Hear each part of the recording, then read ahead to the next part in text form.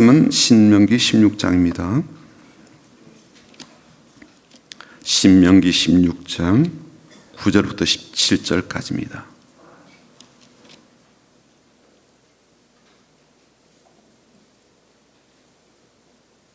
신명기 16장 9절부터 17절까지 보겠습니다.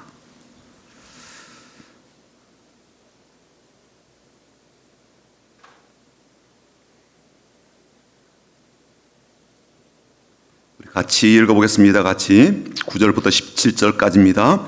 7주를 셀지니 곡식의 낫을 대는 첫날부터 7주를 세어 내 하나님 여호와 앞에 7절을 지키되 내 하나님 여호와께서 내게 복을 주신 대로 내 힘을 헤아려 자원하는 예물을 드리고 너와 내 자녀와 노비와 내 성중에 있는 레위인과 및 너희 중에 있는 객과 고아와 과부가 함께 내 하나님 여호와께서 자기 이름을 두시려고 택하신 곳에서 내 하나님 여호와 앞에서 즐거워할지니라.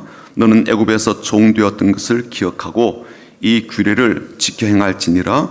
너희 타작마당과 포도주 틀의 소출을 거두어 들인 후에 이래 동안 초막절을 지킬 것이요 절기를 지킬 때는 너와 내 자녀와 노비와 내 성중에 거주하는 레위인과 객과 고아와 과부가 함께 즐거워하되 내 하나님 여호와께서 택하신 곳에서 너는 이래 동안 내 하나님 여호와 앞에서 절기를 지키고 내 하나님 여호와께서 내 모든 소출과 내 손으로 행한 모든 일에 복 주실 것이니 너는 온전히 즐거워할지니라.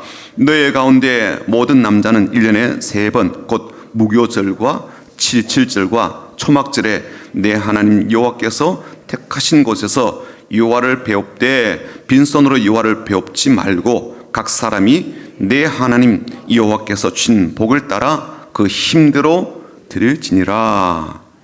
아멘. 오늘 맥주 감사 주일이고요.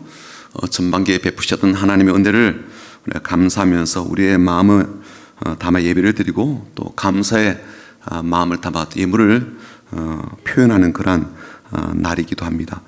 전반기에도 하나님의 크신 은혜 가운데 살아왔지만 후반기에도 하나님의 인도하심의 은혜를 따라 살기를 바라는 그러한 마음으로 우리 앞뒤 좌우로 보시면서 축복하고 인사하고 격려하도록 그렇게 하겠습니다. 주님의 이름으로 축복합니다라고 인사하겠습니다. 주님의 이름으로 축복합니다. 주님의 이름으로 축복합니다. 후반기에도 더 복된 삶을 사십시오. 한 번 더 인사하겠습니다. 주님의 마음으로 사랑합니다. 사랑합니다. 사랑합니다. 주님의 마음으로 사랑합니다. 영상을 통해서 예배를 드리고 있는 성민 모든 가족들도 주님의 마음으로 사랑합니다. 저는 지난주 금요일에요, 그 증평에 있는 한 군부대를 노예일 때문에 다녀오게 되었습니다. 군 선교사로 파송을 받은 이제 목사님이 그 부대 이제 부대장을 통해서 작은 면회실을 카페로 이렇게 바꿀 수가 있다, 개조해 사용할 수 있다라는 허락을 받고 노예에서 이제 지원을 했죠. 그래서 리모델링 공사를 잘 마치고 금요일에 이제 오픈식을 한다라고 해서 가게 되었습니다. 군 복음화를 위해서 또 예배 처소가 없는 곳에 장병들 위해서 신앙 상담도 해주고 또 복음 전파를 위해서 그동안 여러 사역을 해오던 이제 그 목사님이 이제 면회실을 카페로 바꾸어서 좀 더 가까이에서 장병들 접촉하면서 사역을 해야 되겠다라는 그러한 마음을 품고 있다가 이렇게 이제 일이 진행이 된 거예요. 그래서 새롭게 아주 잘 단장한 그러한 것을 이제 잘 준비해서 오픈하게 된 것을 이제 축하하는 자리였는데요. 그곳에 이제 군부대 관계자들도 오고 또 노예 임원들도 가게 되었고 또 그쪽 지역에서 도움을 주었던 목사님들이나 또 저기 성도들도 와서 축하하는 그러한 자리를 갖게 되었습니다. 그 예식 순서에는 이제 부대의 상급자인 이제 여단장도 오게 되었는데 여단장이 이제 축하 인사를 하는 그 말을 듣는데 참 마음이 많이 감동이 되더라고요. 아니나 다를까 이분이 교회를 다니시는 분이고 그 인사말 속에 얼마나 믿음이 깊은지를 잘 보여주는 그러한 내용의 말을 우리에게 들려주었습니다. 짧은 예식 이제 끝나고 나서요, 좁은 카페이지만 들어가서 여단장하고 같이 이야기를 나누는 중에 요즘 정말 군대가 좋아졌다라는 이야기를 듣게 되었습니다. 일단 전투복이 달라졌어요.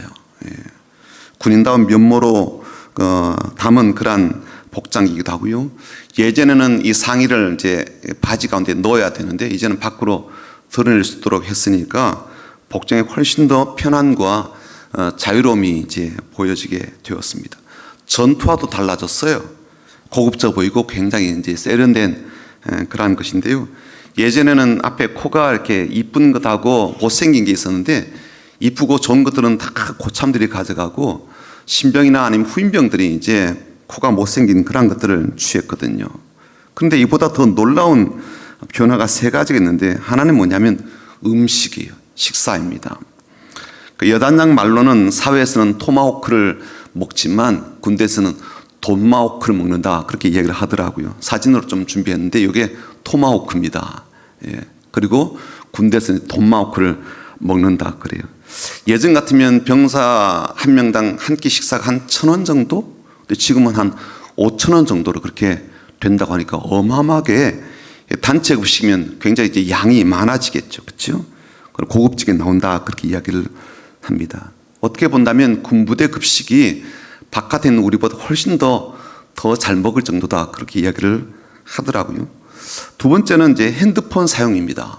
그러니까 지금은 이제 군부대에서 아침 일과 시간에 이제 나눠주고 저녁에 이제 잠자리 들게 되면 수거하는 이런 식으로 진행이 되는데 이게 잘 정착이 되다 보니까 탈영병들이 많이 줄어들었대요. 그러니까 이제 병사들이 부대 바깥에 있는 가족들 혹은 애인한테 전화를 한다든지 자유롭게 통화를 할 수 있도록 핸드폰 사용을 허용해 준 것입니다. 세 번째 제가 놀란 건 뭐냐면요. 아무리 군대가 좋아져도 군대는 계급 사회잖아요. 그래서 지휘관과 사병과의 관계가 쉽게 허물어지기 어렵다라고 생각이 되었는데 그렇지가 않더라고요. 일반 사회라고 해도요 크게 다를 바가 없어 보이는 편안한 그런 분위기였습니다. 그 부대의 대대장은 무궁화 2개 중령이고요. 여단장은 무궁화 3개 대령입니다. 근데 곧 별을 달게 될 사람이니까 사실 군대에서는요 엄청나게 높은 계급이거든요. 여단장이라고 한다면. 그런데 일반 사병들도 심지어 낮은 계급의 지휘관들도 그 여단장 앞에서 그렇게 긴장한 그런 모습이 전혀 보이지 않는 거예요. 제가 35년 전에 군생활할 때는 중위 앞에서도 대위 앞에서도요 바짝 쫄아서 막 긴장하고 그랬었거든요. 근데 격세감을 느낄 정도로 정말 많이 바뀌었다라는 생각을 하게 되었습니다. 입는 것, 먹는 것, 생활하는 것, 모든 관계 이르기까지 군대라고 하지만 계급장만 딱 떼고 나면 일반 사회와 다를 바가 없다라고 느껴지는 그러한 정도였습니다. 오히려 어떤 것은요 우리가 사는 사회보다 훨씬 더 낫다라고 생각이 될 정도였죠. 군대에서는 모든 게 다 공짜잖아요. 그리고 요즘 사병들에게는요 차곡차곡 월급을 그렇게 통장에 넣어준단 말이죠. 제대할 때쯤 되면 한 1,000만 원 정도 돈을 벌어서 나온다잖아요. 훨씬 나아요. 그런데 그런 마음이 드는 겁니다. 뭐냐면 과연 이 병사들이 얼마나 감사할까 그런 생각이 들었어요. 35년 전에 제가 겪었던 군대 이야기를 하면 그건 당신이 말하기 좋아하는 라떼 신화이고 라떼 전설이다 그렇게 듣게 될 것이고 오늘날 본인들이 겪고 있는 그러한 것에 대해서는 여전히 군대다 그럴지 몰라도 저는 그걸 너무나도 당연하게 생각하는 것은 아닐까 그런 생각이 좀 들었습니다. 설사 그들이 감사한다 할지라도 얼마나 감사할까.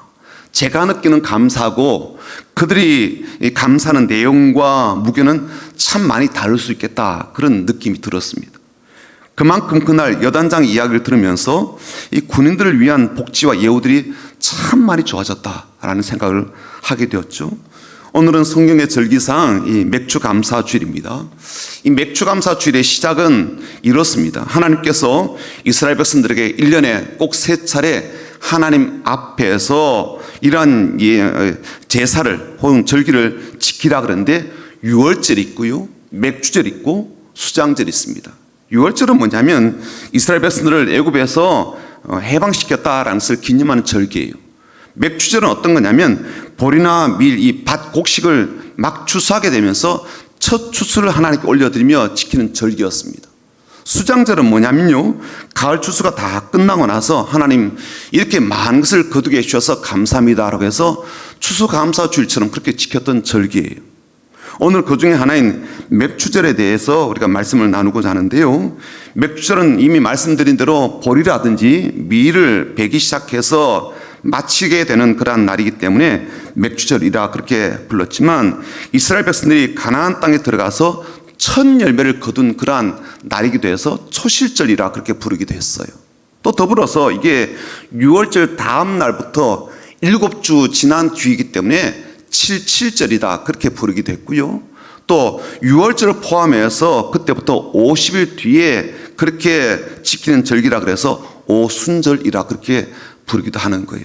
말하자면 이제 맥추절, 초실절, 77절, 오순절은 각기 관점만 다를 뿐 이제 같은 날을 지칭하는 그런 말인 겁니다.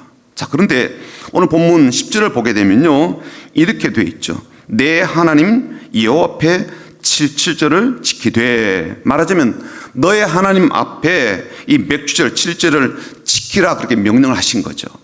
그러니까 맥추절은 첫 열매를 거둔 것을 기념한 것이니까 농사와 관련해서 기억할 그런 절기만 아니라 실은 하나님 앞에서 지켜야 될 그러한 날인 거죠.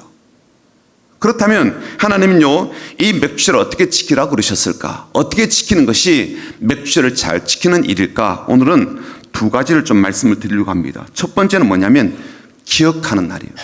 기억해야 돼요.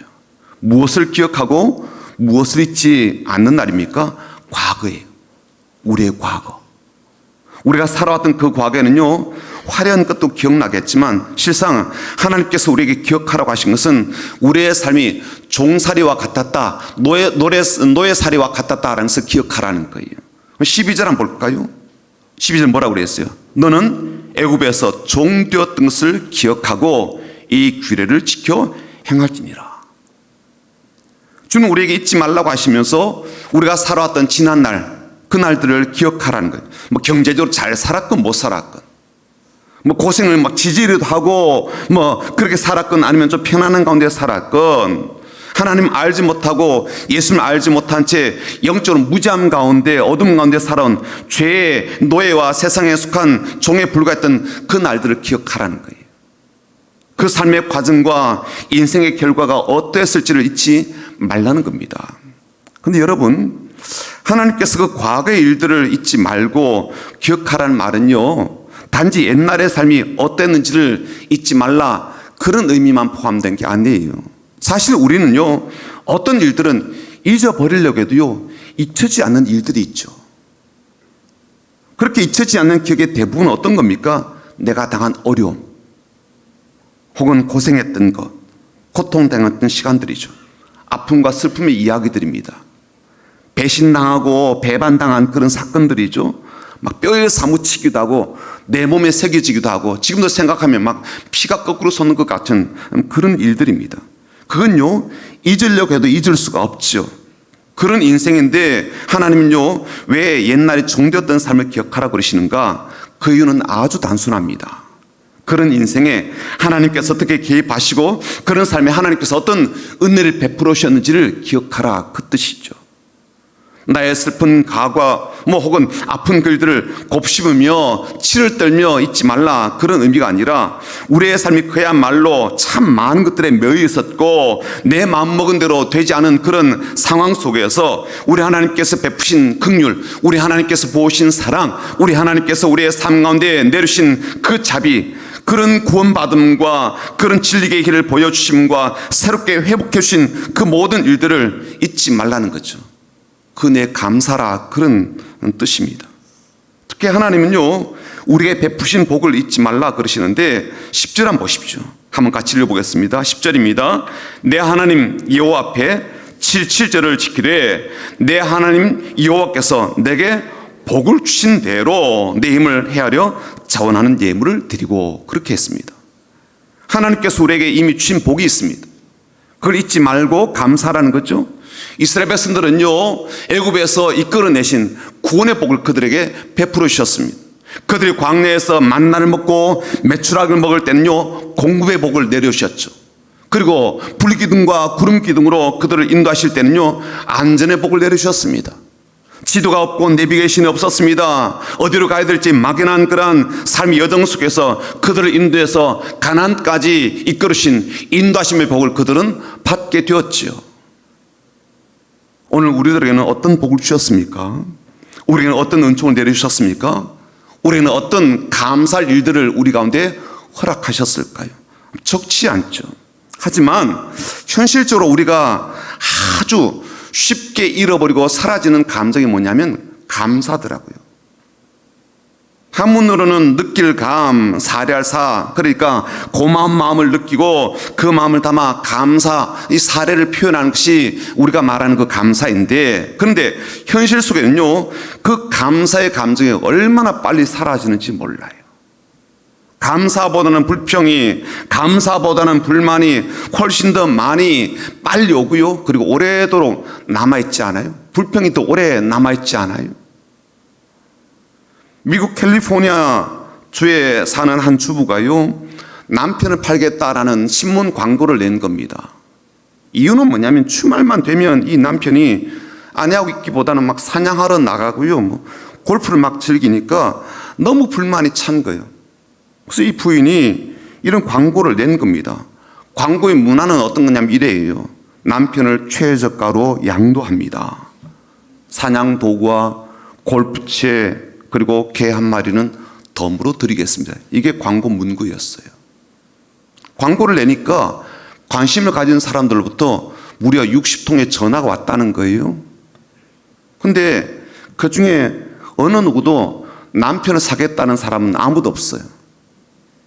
다만 전화 중에 이런 전화들이 꽤 많았다는 거예요. 이런 전화. 남편이 살아있는 것을 다행스럽게 여기십시오. 막 이런 전화. 남편이 바람 안 피운 것을 고맙게 여기라, 뭐 그런 전화들. 그리고 이런 전화도 있었답니다. 남편 말고 개만 줄 수 없냐고. 그러니까 그 뜻은 뭐예요? 남편 개만도 못한 거예요. 이 사건은 우리에게 말해주는 건 어떤 것입니까? 사람들은요, 자신에게 이미 주어진 복된 것의 고마움을 잘 모른다는 거죠. 있는 것의 고마움은 잘 보지 못하고요, 없는 것에 대한 불평들이 의외로 우리들에게 참 많다는 이야기입니다. 미국의 이야기 한 토막 더 해드릴까요? 미국의 어떤 목사님이요, 하루 종일 기차를 타고 여행을 할 그런 기회가 생겼습니다. 그래서 기차를 타자마자 하나님께 기도를 했다는 거죠. 하나님, 오늘 즐거운 여행길이 되게 해 주십시오. 하나님께서 오늘 여행 가운데 함께 하시고 같이 하실 줄 믿습니다. 뭐 그렇게 기도를 했대요. 기도를 막 마치고 눈을 떴는데요, 어떤 사람이 옆자리에 쿵 하며 앉더라는 거죠. 좀 날씬한 사람이 앉으면 참 좋을 텐데 뚱뚱한 흑인 여자가 옆자리에 앉게 되었습니다. 자리가 얼마나 좁아졌겠어요. 그러자 이 목사님께서 다시 하나님께 기도를 했다는 겁니다. 하나님, 그래도 감사합니다. 근데 감사의 내용이 이랬다는 거죠. 어떤 내용인가 하면, 하나님, 이 여자가 내 아내가 아닌 것을 참 감사합니다. 이런 여자와 결혼을 했다면 내 인생 얼마나 힘들고 고달팠겠습니까? 그래도 오늘 하루만 동석하게 되어서 참 감사합니다. 그렇게 기도를 했다는 거예요. 이건 사실 진짜 감사가 아니죠. 하나님께 감사한 것도 아니고요.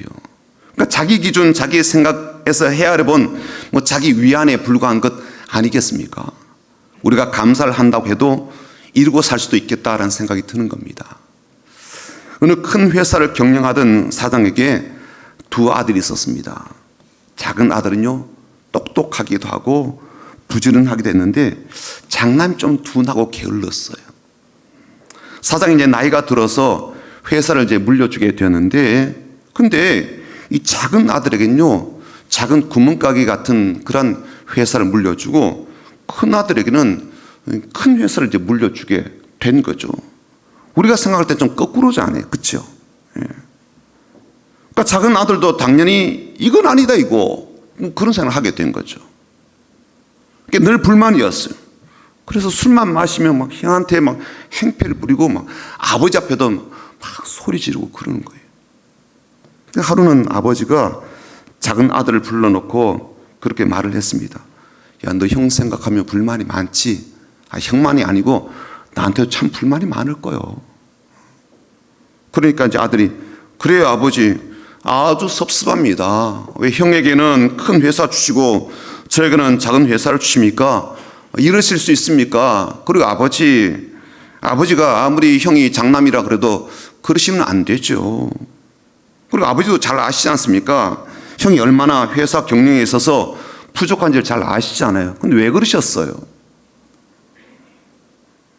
왜 형에게는 큰 회사 물려주고 저한테는 구멍가게 같은 작은 회사를 주셨습니까? 그랬더니 아버지가 그렇게 대답하더라는 거죠. 야, 너 형과 비교하지 마라. 다 너희 실력과 능력을 내가 살펴서 준 거야. 형은 작은 회사를 크게 키울 수 있는 그만한 능력이 없어서 이미 규모가 어느 정도 커진 큰 회사를 준 거야. 너는 능력도 많고 일을 잘하니까 참 부지런하니까 작은 회사랄지라도 얼마든지 큰 회사로 키울 수 있는 그런 존재여서 그래서 작은 회사를 물려준 거야. 그리고 너와 나의 관계를 한번 생각해 보자. 작은 회사긴 한데 야, 너가 나한테 산 것 아니잖아. 내가 그냥 줬잖아. 공짜로 줬잖아. 그러면 그거라도 준 것에 대해서 감사를 해야지 불평하고 행패를 부리면 어떡하니? 그렇게 이야기했다는 거죠. 그렇죠. 큰 회사든 뭐 작은 회사든 그저 받은 것에 대해서 감사해야 될 텐데 우린요 어때요? 비교하니까 왜 나는 꼴랑 이렇게만 줍니까? 이런 마음이 드는 거죠. 우리도 마찬가지 아니겠습니까? 다른 사람하고 비교하면서 자꾸 불만이 커지잖아요. 저 사람은 잘났는데 왜 난 이렇게 만들었습니까? 나는 자신을 볼 때마다 마스크를 착용할 때가 훨씬 더 그리워집니다. 막 그러면서. 저 사람 축복을 받았는데 왜 나는 축복을 못 받습니까? 뭐가 부족해서 저한테 이러십니까? 저 사람 재능이 많은데 왜 저는 별 재능 없이 그렇게 태어나게 하셨습니까? 그래서 지금도 왜 이렇게 힘들게 살게 하십니까? 막 이런 불만들이 있잖아요. 근데 이렇게 없는 것을 가지고 원망하고 불평할 것이 아니라 하나님께서 이미 내게 주신 것을 가지고 감사하라. 하나님 앞에 우리가 원망하고 불평할 자격이 없죠. 이미 주신 것들이 많으니까요. 근데 오늘 말씀 보게 되면요, 훨씬 더 깊은 의미와 의도를 가지고 주신 말씀이구나라는 것을 알 수가 있습니다. 본문 15절 한번 보시죠. 15절 보시면 이렇게 되어 있습니다. 내 하나님 여호와께서 택하신 곳에서 너는 이래 동안 내 하나님 여호와 앞에서 절기를 지키고 내 하나님 여호와께서 내 모든 소출과 내 손으로 행한, 그 다음 뭐라고 그랬어요? 모든 일에 복 주실 것이니, 그렇죠? 복 주실 것이니 너는 온전히 즐거워할지니라. 맥주절을 초실절이라 그랬어요. 이제 첫 열매를 거두었어요. 첫 열매 거두면서 감사한 그러한 절기가 바로 초실절이잖아요. 그러니까 맥주절은요, 앞으로 엄청나게 거둘 것의 작은 부분, 일부분에 불과합니다. 지금 엄청난 것을 받은 게 아니에요. 단지 조금 얻은 것 뿐이에요. 첫 열매이니까요. 하지만 하나님께서 앞으로 더 많이, 더 크게, 더 놀랍도록 주실 거예요. 그걸 기대하고 믿으면서 절기를 지키는 것이 바로 초실절 맥주절이었다는 거예요. 이미 받은 복을 세어보고 또 더 나아가 앞으로 더 받게 될 복을 기대하는 마음으로 지키는 날이 맥주절이었다는 겁니다. 게다가 여러분, 오늘 본문 말씀은요, 모세가 광야에서 이스라엘 백성들, 말하자면 앞으로 가나안 땅에 들어갈 세대를 향해서 선포한 하나님의 명령이었거든요. 이게 무슨 뜻입니까? 이들은 지금 어디 있는 거예요? 사막 한가운데 있는 거예요. 아니, 또 광야 여정을 지금 계속 하고 있는 중이에요. 농사를 짓고 있는 게 아니에요. 지을 수도 없어요. 계속적으로 하나님 인도하심을 따라서 이동하는 중이에요. 농사를 짓는 것은 어떤 때 하는 거예요? 가나안 땅에 들어가서 비로소 시작하는 거예요. 지금은요, 땅 한 평 없어요. 농사를 짓고 있는 것도 아니고요. 근데 이들에게요, 하나님이 뭐라고 말씀하십니까? 첫 열매에 대한 이야기를 하시는 거예요. 그리고 이후에 더 망을 거두어서 그리고 저당하게 될 것을 말씀하신 거예요. 그게 바로 수장절이잖아요. 지금 현실적으로 복을 누리고 있는 것이나 받은 복에 대한 것이 아니라는 이야기죠. 그들이 추수하게 될 복은요, 앞으로 더 시간이 지나야 돼요. 가나안 땅에 들어가서 시작될 이야기입니다. 그런데도 하나님은 그들에게 이 절기를 지키라고 말씀하시는 거예요. 무슨 뜻이요? 미리 감사라는 거죠. 이미 주신 복에 대한 감사를 넘어서서 앞으로 주실 복에 대한 것을 미리 감사하도록 그렇게 말씀하셨어요. 전 그래서 어떤 마음이 드는가 하면 진짜 감사는 후불제가 아니라 선불제다. 진짜 감사는. 후불은 뭐예요? 받았으니까 감사하는 거예요. 선불은요, 받기 전에 감사하는 거죠. 이건요, 마음이 담기지 않고 믿음이 아니면 할 수가 없는 거예요. 아직 안 받았으니까. 받을 것을 기대하면서 믿고 드리는 후불제는요, 그만큼 믿음이 담기지 않으면 하지 못할 일이죠. 앞으로 줄 것을 기대하면서 미리 드린 그 감사는요, 하나님 신뢰하는 마음이 깊지 않고는요, 할 수가 없는 겁니다. 그렇지 않아요. 안 받았는데. 해마다 추수감사주일이 되면 우리는 1년 동안 열심히 이제 축복통 감사통에 헌금한 것들 이제 가지고 하나님에 올려드리게 되는데, 이제 해마다 자꾸 숫자가 줄어들어요. 저는 어떤 생각이 드는가 하면 그만큼 주신 것에 대한 감사도 또 앞으로 주실 것에 대한 믿음도 사그라드는 것은 아닌가라는 우려와 걱정이 사실 있습니다. 하나님 오늘 맥주감사주를 맞이한 우리들에게 이미 행하신 것에 대한 감사 또 앞으로 주실 것에 대한 믿음을 갖고 이 절기를 지키도록 말씀하시고요. 그리고 그러한 감사함을 담아서 이 맥주를 잘 지키도록 우리에게 이 말씀을 들려주십니다. 두 번째, 어떻게 해야 맥주 감사주를 하나님께 지키는 것인가? 하나님께 드려야 돼요. 하나님께 드린 것에 대해서 우리가 참 많은 부담을 갖고 있죠. 그럼에도 불구하고 하나님은요, 이 부분에 대해서 양보나 이 부분을 축소할 의향이 전혀 없으십니다. 10절 한번 보십시오.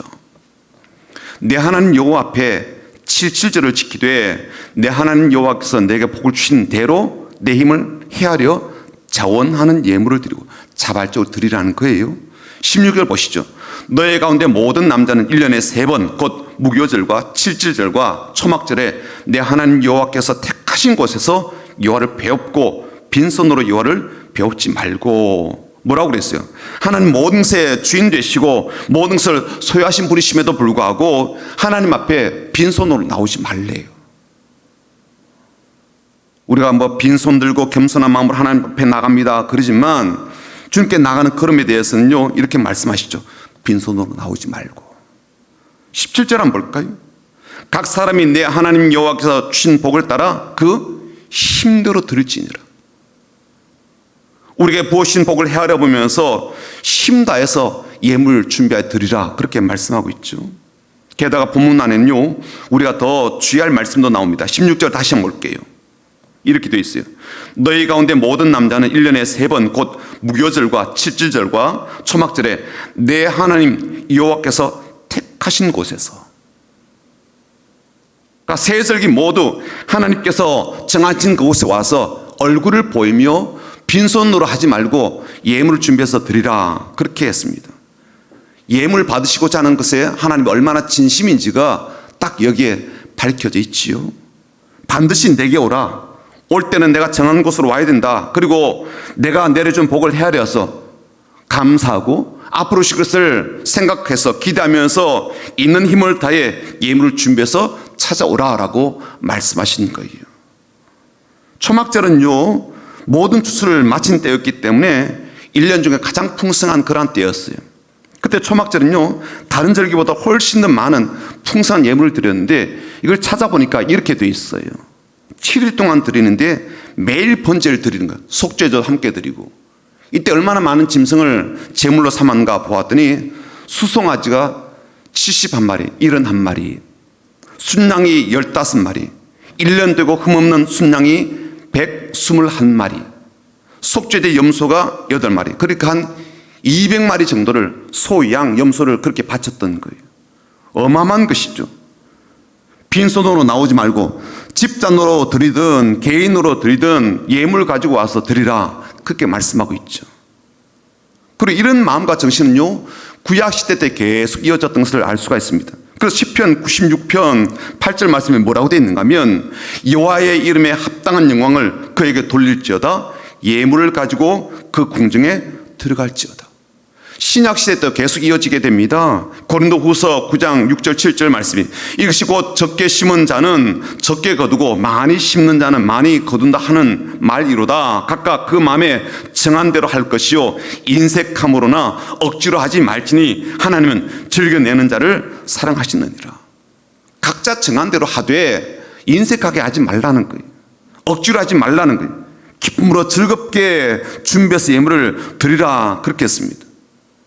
이미 그들에게 필요한 것을 주셨지만 앞으로도 더 줄 것을 생각하고 미리 감사한 마음을 담아 그렇게 예물 드리라 그랬어요. 그런 예물을 드리는 사람들에게 하나님은요 성경 속에 얼마나 많은 복을 주셨는지를 잘 기록해 주었어요. 지혜와 부와 영광을 주셨고요, 기대 응답에 그러한 복도 주셨고요, 또 형통케 하는 복도 주셨고 풍성한 수확을 거두게 하시는 복도 주셨고 그 복주차도 차고 넘치도록 주셨어요. 하나님께서 주는 강렬한 사랑의 그런 복도 알게 하셨고 그 사람 통해서 하나님의 영광이 드러나는 그런 복도 주셨습니다. 사람이 감당할 수 없는 그런 복을 내려주셨어요. 그러므로 하나님 앞에 예물을 드리고 물질을 드리는 것 이건요 하나님 나라에 적금하는 것과 같다고 생각이 됩니다. 때가 되면 적금에서 우리가 꺼내서듯 하나님께서 그렇게 보상하시고 복 주시는 것이죠. 부모 앞에 갈 때도 우리가 빈손으로 가지 않는데 하나님 앞에 갈 때는 얼마나 우리가 마음을 담은 예물을 준비해서 드려야 되겠습니까? 은혜교회 목사님 이렇게 말씀하시더라고요. 자신의 교회 성도들의 헌금생활을 보니까 무엇보다도 첫 열매를 먼저 하나님께 드림으로써 복받은 사람이 많다는 거예요. 미용사 같은 경우 첫 손님이 낸 이발 요금을 첫 열매 봉투에 넣어서 하나님께 드렸다. 목욕탕 주인은 첫 손님이 낸 요금을 주께 드렸다. 택시기사는 첫 손님이 낸 택시요금을 첫 열매로 드렸다. 옷장사 하시는 성도님은 첫 손님의 돈을 첫 열매로 감사함을 하나님께 드렸다. 그리고 그렇게 드린 분들이 얼마나 하나님께서 번창케 하시고 복되게 하신지를 본인이 그렇게 본 것을 이야기를 해 주시더라고요.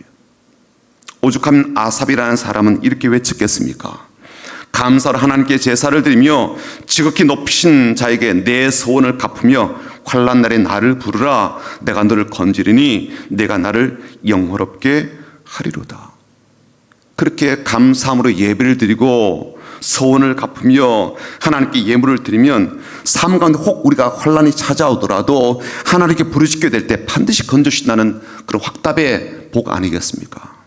사랑하는 성도 여러분, 맥주 감사주의를 하나님 앞에서 반드시 지키라고 하신 하나님의 음성을 우리가 어떻게 순종하겠습니까? 첫 번째는 하나님께서 베푸신 복과 은혜를 기억하고 감사하는 거죠. 두 번째는 그런 하나님 앞에 내 얼굴을 보여드리며 베푸신 은혜에 대한 감사의 마음을 담아 예물을 올려드리는 것입니다. 하나님께서 그렇게 이미 주신 은혜에 감사하고 앞으로 주실 복에 대해서 미리 감사함으로 나아가게 될 때 이미 우리가 그렇게 성령을 통해서 보게 된 그 많은 복을 우리 또한 반드시 누리게 됨을 믿습니다. 약속하신 대로 모든 하는 일 속에 복을 주시고 우리의 삶의 현장 가운데 하늘의 귀한 것들을 우리의 삶 가운데 내려 주실 줄 믿습니다. 원래 후반기에도 이런 복을 받고 이런 은혜를 누리는 그런 귀한 날들, 그런 귀한 삶이 되시기를 주님의 이름으로 축복합니다. 아멘.